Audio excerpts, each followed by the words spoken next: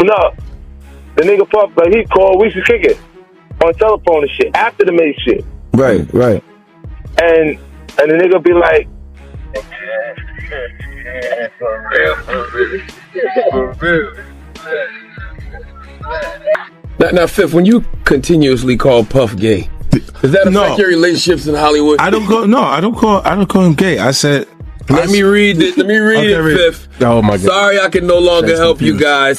Soon you will all be gay and happy. You are all now left under leadership of Puffy Daddy. Report to the nearest rainbow. Dinner Thieves in theaters January. Oh, that's why he says things. He doesn't even know what he's saying is like fruity. You know what I'm saying? Like, he says something fabulous and he goes, yo, no, we...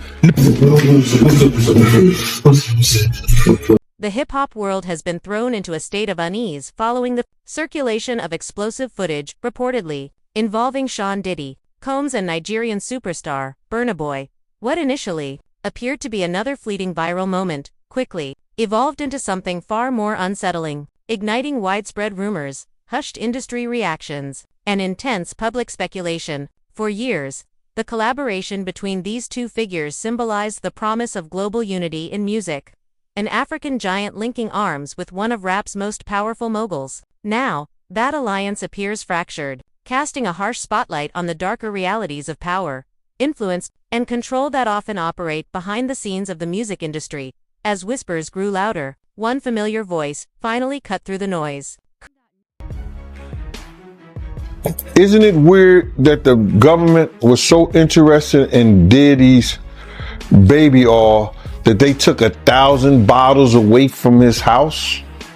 If the government took 1,000 bottles of baby oil and somebody had things what appeared to be baby oil, and then you have to listen to the prosecutor.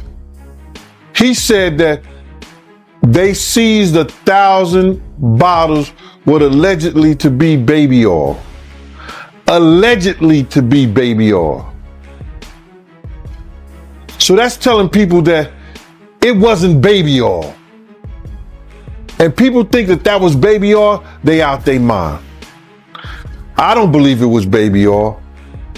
Yo, bro, when they went up in there, they knew what they was gonna find. They knew what was ever in that baby oil or that those bottles that appeared to be baby oil, they knew about that at first. You gotta realize 9 times out of 10, that individual that got caught at the airport, that was supposed to be their carrier, told them what they was doing and what they had. I wouldn't put him past that he told them everything. So when they went up in there, they knew they had to take whatever was out there, and that thing that appeared to be baby oil, they took that. 50 Cent Jackson, never one to shy away from controversy, stepped forward to address the unfolding situation. In his trademark, blunt and unfiltered fashion, he framed the controversy as something far deeper than leaked footage or online gossip. According to 50 Cent, what the public was witnessing was not just a scandal, but a revealing glimpse into the risky power dynamics that govern the music business. His words resonated because they echoed a truth many artists have quietly acknowledged for decades. Fame can elevate you, but it can also trap you. Before any controversy emerged, Burna Boy's rise felt unstoppable. His journey from Port Harcourt to global superstardom played out like a modern musical epic, carrying African rhythms and stories to international stages. Burna Boy became more than an artist, he became... Let's see how many of those come back to be baby oil. Bro, listen to me. Costco don't sell that much baby oil. Where you know sell that much baby oil? Yeah, I don't know any store that sell that much baby oil. I know Costco, they came out and said that they don't even sell baby oil. My sentiments exactly. But you personally, right, what do you believe was in the baby oil? If you ever seen a massage parlor being raided and they walking out the people,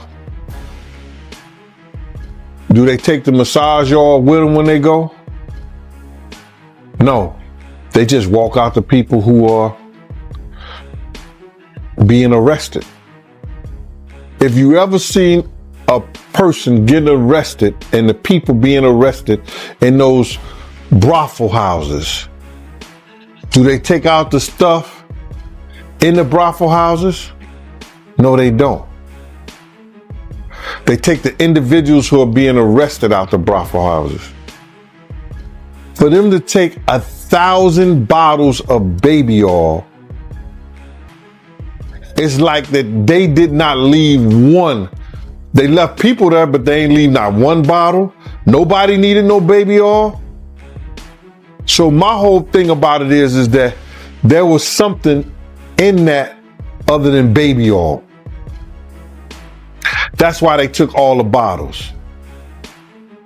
And 9 times out of 10,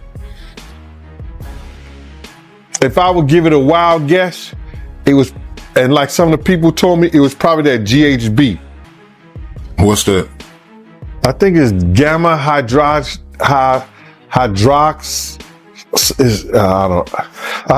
I looked it up, bro. Let me see. See if I can find it. I know this is just showing everything like that, but oh no. Let me. Yo, somebody tap dance or sing or do something. You know what I'm saying? While I'm doing this. Oh, here it go right here. It's gamma hydroxy butyric. What is it effect on the body? It's a euphoria, drowsiness, decreased anxiety, and memory impairment. It works on the nervous system and gives you this feeling of euphoria. So they take that and rub it on her, and you forget who you are, what you're doing. It can also give you memory loss, drowsiness, and that's under the DEA, the Drug Enforcement Administration.gov. Became a cultural ambassador. His Grammy wins cemented his place among the world's elite musicians, and his influence extended far beyond music charts. When he partnered with Diddy on the album Twice as Tall, it was hailed as a defining moment not only for his career, but for African music as a whole. The collaboration was celebrated as a cross-continental triumph. Diddy brought decades of industry power, global... Even gaming because you won't claim it. No, you want to sit around and pretend to like bitch. That's what y'all do. And then you get these hard Jocelyn. So I'm just like curious. these are the you like half man. No disrespect, but Jocelyn rough. Them shoulders is. And the way she like running up on, I already know she done strapped up on you. Ooh. Ooh. So Jack, let me ask you. There's one. Some of the shocking things I hear that mean with a harness. Oh. Okay, not a harness. Yeah. So I gotta ask you this. I'm sure somebody's already asked you this, but have you ever been to a P. Diddy party? Yeah, several, many, honestly.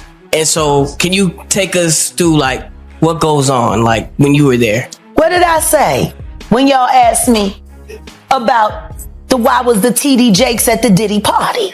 Yeah. What'd I say? Money and sex. That's it. That's correct.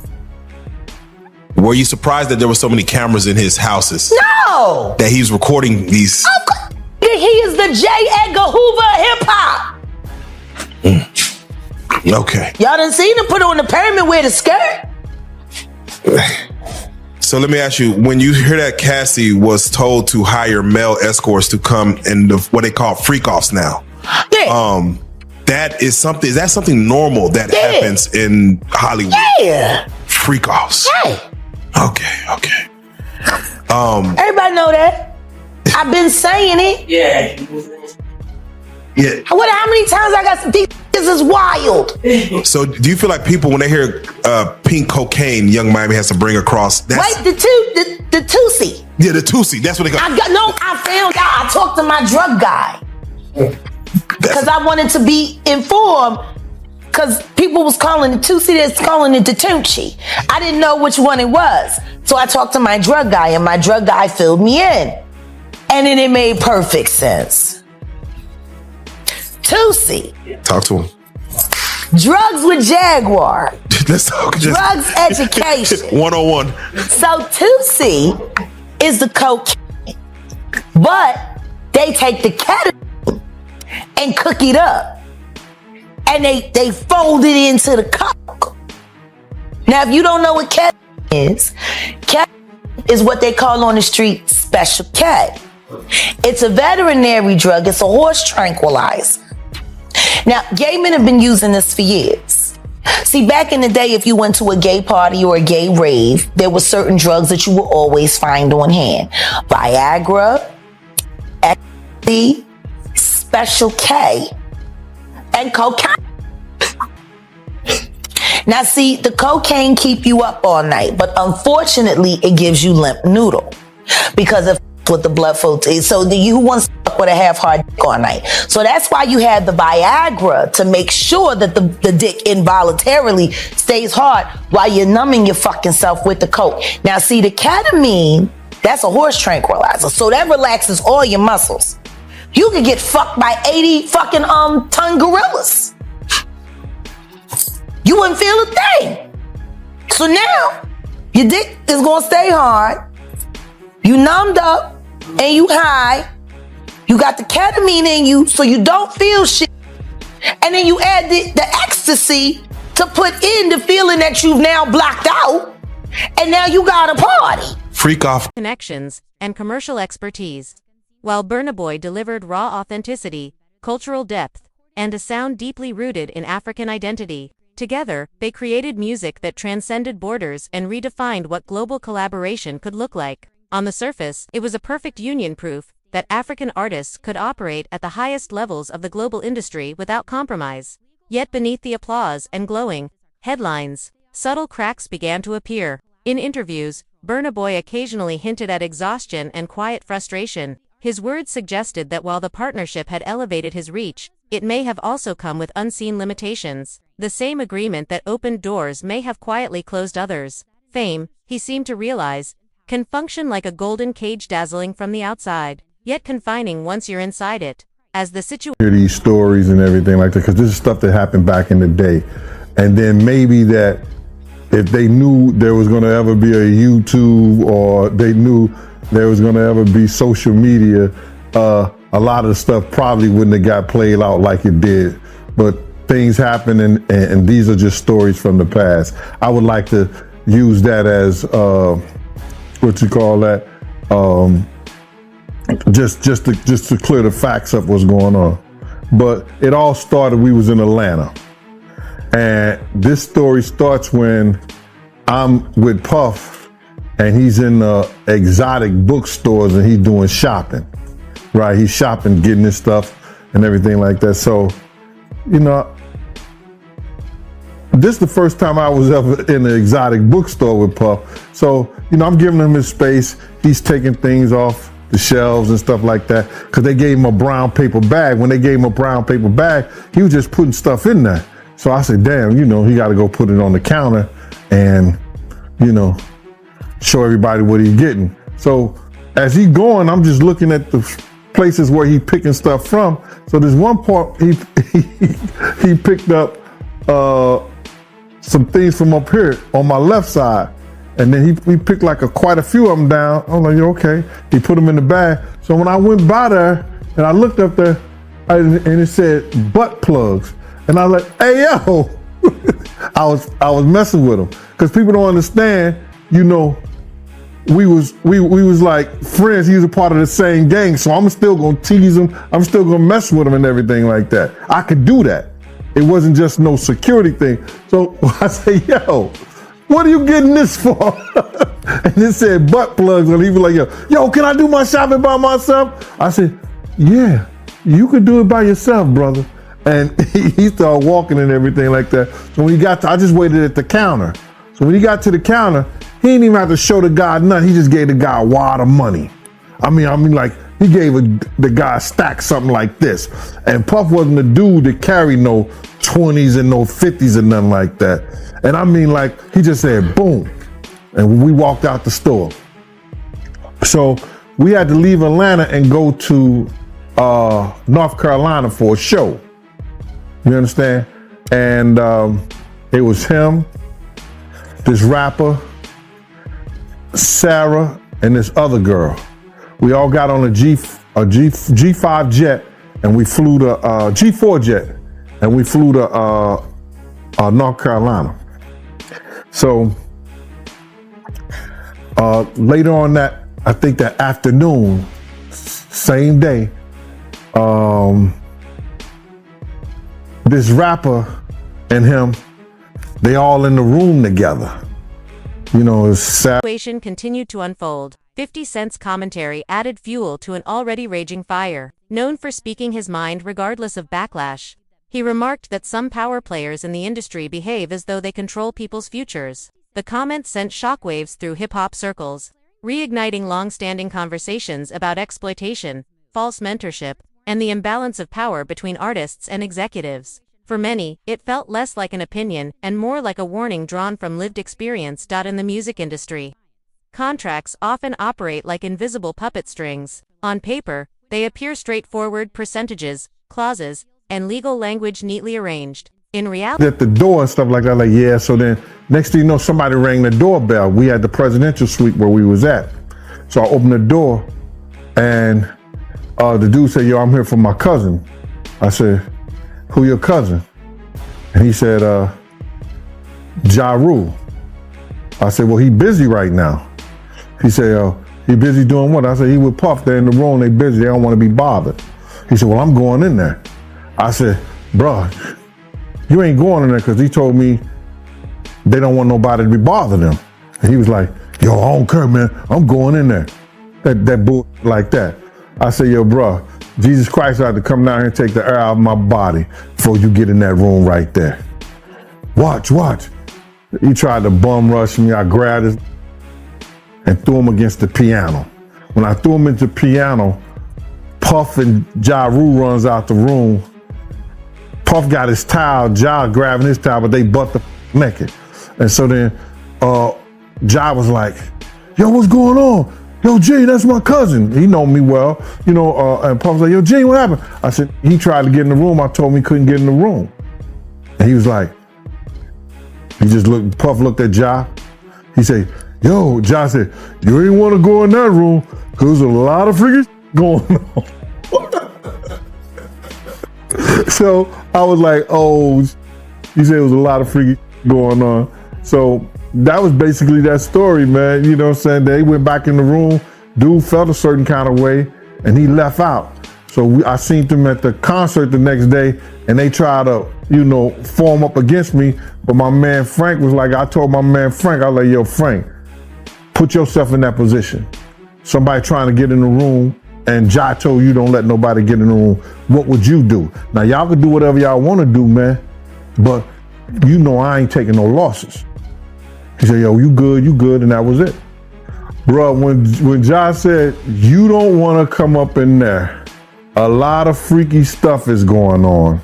You got to use your mind. What they was doing with those butt plugs. reality, they can dictate nearly every aspect of an artist's career. Few people understand how to maneuver these agreements better than Diddy. According to insiders, Burna Boy's deal reportedly granted Diddy significant influence over royalties, distribution channels, and even touring decisions. While such arrangements are not uncommon, they can blur the line between collaboration and control. Legal analysts point out that deals like these often exist in a gray area. Technically legal, they can still limit an artist's creative freedom and autonomy. Once creativity is filtered through corporate structures and executive approval, the artist risks becoming a product rather than a creator. Burna Boy's mounting frustration may stem not just from personal strain, but from legal realities that restricted his independence. In an industry obsessed with image and dominance, the smallest clause in a contract can determine who truly owns the art, and who ultimately pays the price. As rumors intensified, fans quickly split into opposing camps. One side accused Diddy of exploiting yet another rising star, reinforcing a long-standing narrative of industry manipulation. The other side argued that Burna Boy was biting the hand that helped elevate him to global prominence. The debate grew louder as 50 Cent once again inserted himself into the conversation, emphasizing that owning his masters is the reason no one can dictate his movements. His statement wasn't just a flex, it was a lesson. For decades, 50 Cent has positioned himself as an artist who learned the rules of the game early and refused to surrender control. His comments served as a cautionary message to younger artists navigating fame. Guidance, he suggested, can easily slip into manipulation. Mentorship can become domination if the power imbalance goes unchecked. In hip-hop, every partnership carries an underlying struggle for leverage. And when ambition, pride, and authority collide, even multi-million-dollar deals can crumble overnight. The controversy also raises deeper questions about responsibility. If the leaked footage reveals more than contractual disagreements, it forces the industry to confront uncomfortable truths. What responsibilities do powerful executives have when shaping the careers of younger artists? At what point does mentorship cross the line into exploitation? Burna Boy's experience highlights the paradox of modern stardom. The higher you climb, the less freedom you may have over your own path. The allure of fame often masks its hidden costs. Behind sold-out arenas and luxury lifestyles lie restrictive contracts, silent compromises, and constant pressure to comply. The Burna Boy saga strips away the glittering veneer and replaces it with a stark cautionary tale. Fame without control, as critics argue, is little more than modern servitude. The clash between authority and artistic freedom is as old as music itself. But rarely does it erupt so publicly as narratives shift and legal teams maneuver behind closed doors. The situation continues to evolve. What remains clear is that control is the ultimate currency in the music industry. Burna Boy's pushback may represent more than personal defiance, it could signal a broader turning point. A new generation of artists is increasingly demanding ownership of their music, image, and story. They are questioning long-standing power structures and refusing to accept success at the cost of autonomy. In his closing remarks, 50 Cent offered insight that resonated with sharp clarity. The rules of the game, he said, haven't changed, only the players have. His words carried both warning and wisdom. The leaked footage may ultimately represent more than scandal or embarrassment. It may reflect an industry addicted to power, one that thrives on silence and compliance. The real question isn't just who released the footage, but who benefits from keeping artists quiet when they finally decide to speak. Beyond the rumors and headlines, the Burna Boy controversy exposes a hard truth about the music world. Talent alone is never enough. Ownership, awareness, and control determine longevity. As the dust settles, the situation stands as a reminder that artistic freedom is rarely given, it must be fought for. And in a business where influence often outweighs integrity, those battles are rarely easy, but always necessary.